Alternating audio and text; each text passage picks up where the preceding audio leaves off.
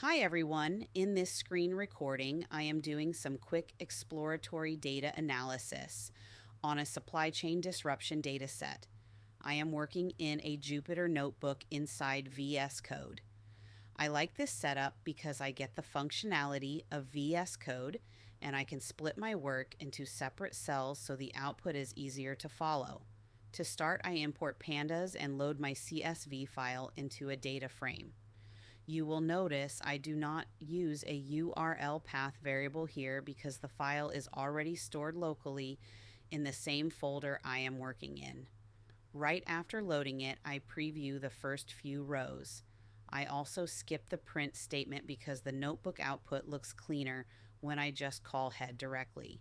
Next, I run a few basic EDA checks. I check the shape of the data set to see how many rows and columns it has.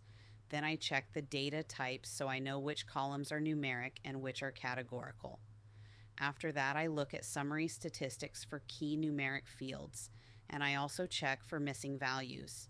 Everything comes back with 0 missing values, which is helpful because it means the data is ready to analyze. Then I look at value counts for a few columns like industry and disruption type to see what categories are most common. Finally, I calculate the percent of incidents that did not have a backup supplier, and it is about 44%. That is my main insight because it shows a lot of disruption events may not have an alternate supplier option. For the discussion questions, I did not run into any challenges loading or exploring the data set.